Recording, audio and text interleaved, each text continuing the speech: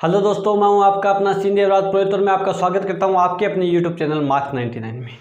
तो अब तक अपने कर लिया 15 नंबर चैप्टर की परिधि व क्षेत्रफल, उसको आपने कंप्लीट कर लिया। अब बात करते हैं पृष्ठीय क्षेत्रफल यानी सरफेस एरिया एवं आयतन की यानी वॉल्यूम की बात करेंगे। ठीक है, तो इसमें अपने 16.1 में क्या करेंगे मैं पहले ही बता दूं आपको। ये कितने नंबर का चैप्टर आता है? ये 6 नंबर का चैप्टर आता है सर। ठीक है, और 16.1 में अपने करने वाले हैं वो क्या करने वाले हैं, वो करेंगे घन और घनाभ, क्यूब एंड क्यूबाइट। ठीक है, 16.2 में करेंगे वो करेंगे बेलन। ठीक है, 16.3 में करेंगे वो करेंगे शंकु, और 16.4 में करेंगे वो करेंगे गोला। तो इतनी ये चीज़ अपने पढ़ने वाले हैं। तो पहले अपने बात करेंगे घन और घनाभ की, फिर आगे बात करेंगे 16.1 खत्म करके फिर बेलन की बात करेंगे। तो आइए बात करते हैं घन और घनाभ के पृष्ठीय क्षेत्रफल एवं आयतन की।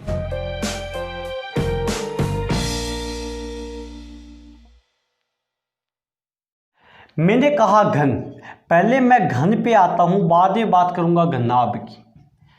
और घन से पहले मैं आपको बताऊंगा वर्ग, और घनाभ से पहले बताऊंगा आयत, क्योंकि आयत से बना होता है घनाभ और घन वर्ग से बना होता है घन। तो मैंने आपको एक बात बताई, क्या सर? मैंने कहा एक वर्ग है, आपने कहा जी सर ये क्या है? वर्ग है। वर्ग की भुजा मान लो, अगर ये ए है तो ये भी ए होगी, या अक्ष मानो ये अक्ष है तो ये भी अक्ष होगी, और ये भी अक्ष होगी, और ये भी क्या होगी? अक्ष होगी। ठीक है, तो सर वर्ग का क्षेत्रफल अपने कैसे निकालते हैं? वर्ग का क्षेत्रफल तो आपने कहा कि वर्ग का क्षेत्रफल है वो तो अपने निकालते हैं भुजा की स्क्वायर। किससे निकालते हैं? भुजा की स्क्वायर।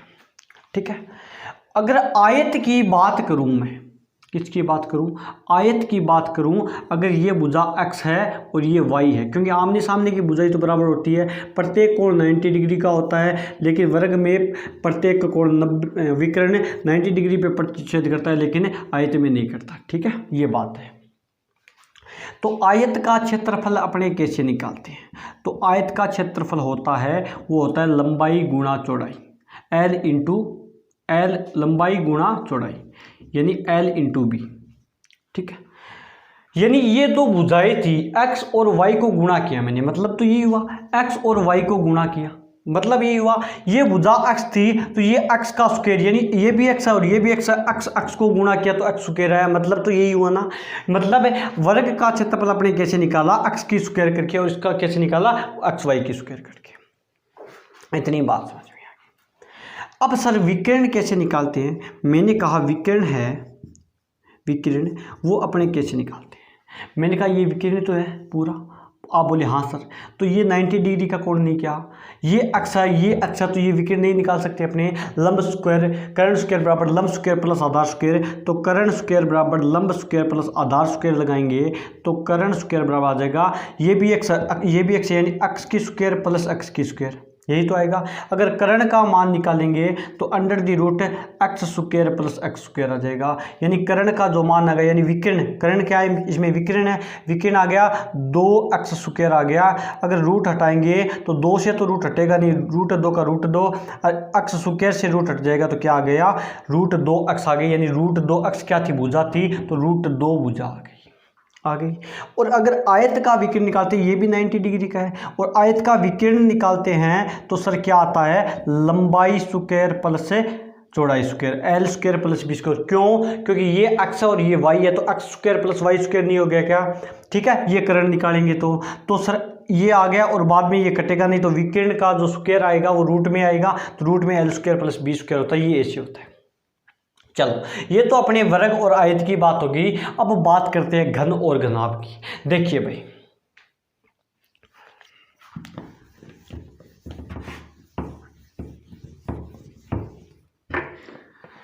करता हूँ घनाभ की, किसकी बात कर रहा हूँ, क्यूबाइड की यानी घनाभ की बात कर रहा हूँ, तो मैंने कहा एक क्या है, आयत है, आयत है ना, इसके अंदर एक और आयत बना दूं इसे,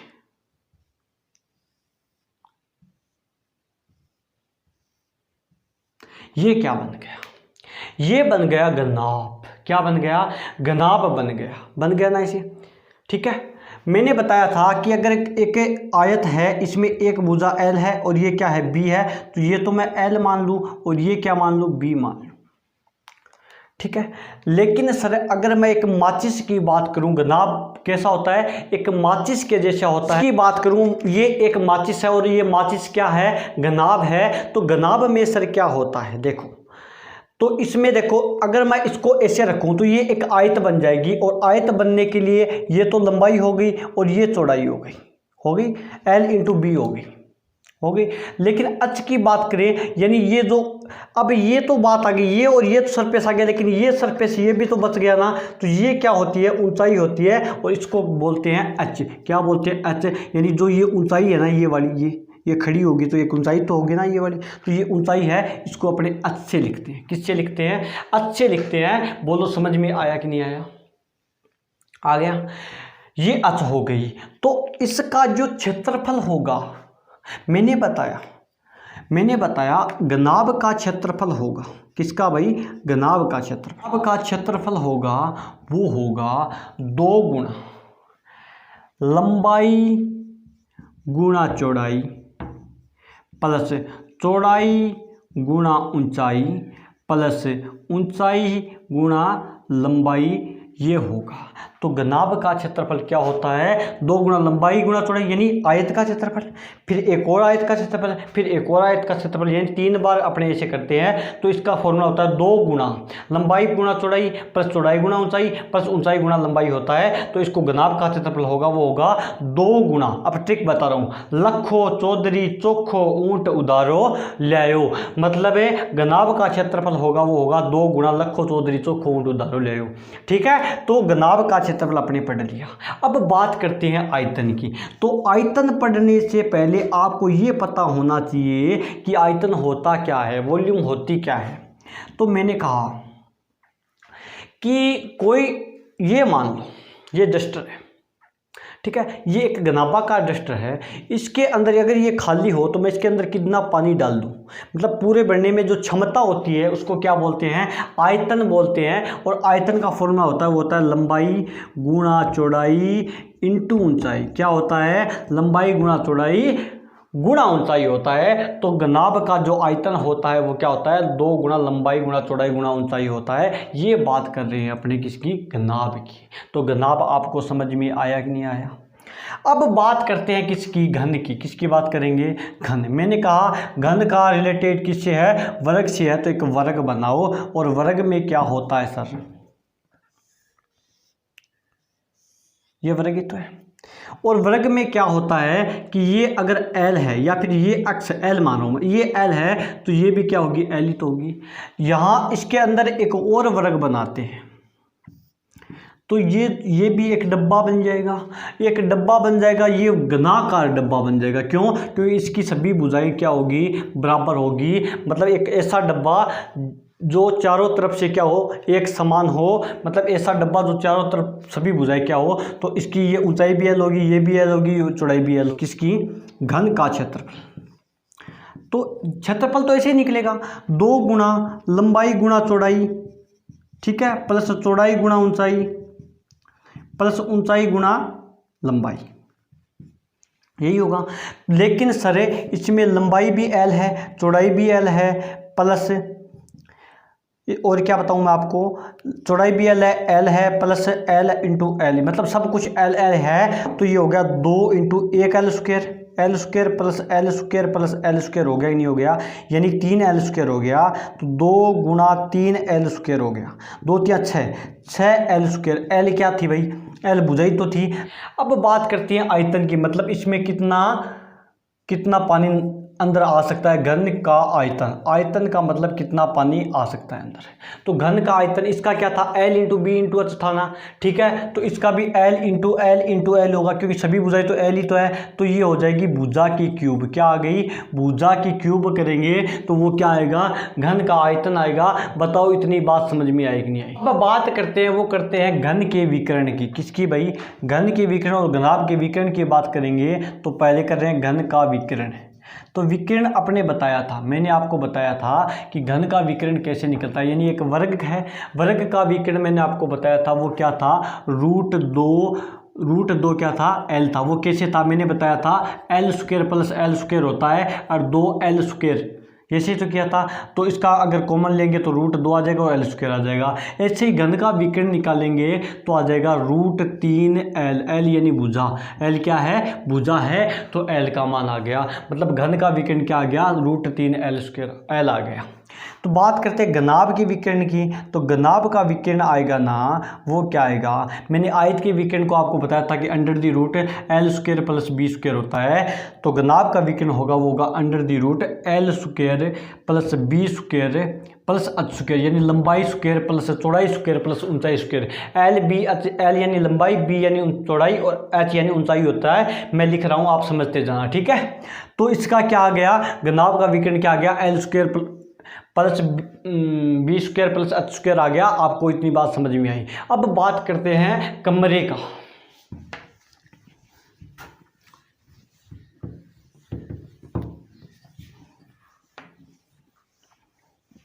अब बात करते हैं कमरे का क्षेत्रफल। तो कमरे का क्षेत्रफल, तो कमरे का क्षेत्रफल अपने ज्ञात करते हैं। तो एक बात बताओ मेरे को कि कमरे का क्षेत्रफल कैसे करेंगे। मैंने कहा 2 गुना लंबाई प्लस चौड़ाई इंटू ऊंचाई। मतलब सर समझ में नहीं आया। मैंने कहा एक कमरा है, ये एक कमरा है, ठीक है। इसके अपने अंदर गई, ठीक है। अंदर देखा अपने को, नीचे क्या है, फर्श है, फिर साइडों में दीवार है, फिर क्या चारों साइडों में दीवार है, और फिर क्या ऊपर छत है। तो सर क्या किया, मैंने कहा 2 गुना लंबाई चौड़ाई, मतलब ये वाली पूरा का पूरा। लंबाई चौड़ाई क्या होता है, आयत का परिमाप ही तो होता है। तो आयत का परिमाप 2 गुना, यानी 2 परिमाप। क्यों, क्योंकि नीचे वाली भी आएगी, ये भी आएगा और फर्श भी आएगा।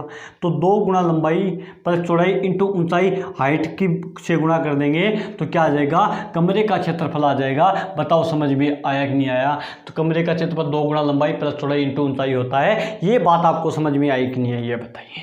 तो अब बात करते हैं क्वेश्चनों की तरफ बढ़ेंगे, एग्जाम्पल नंबर 1 की तरफ बढ़ेंगे और देखते हैं क्वेश्चन कैसे आ रहे हैं, ठीक है। 1-2 क्वेश्चन होंगे वो करते हैं। मेरे के क्या दे रखा है कि एक बंद लकड़ी के बक्से की लंबाई चौड़ाई और ऊंचाई, मतलब लंबाई चौड़ाई और ऊंचाई अलग अलग दे रखी है।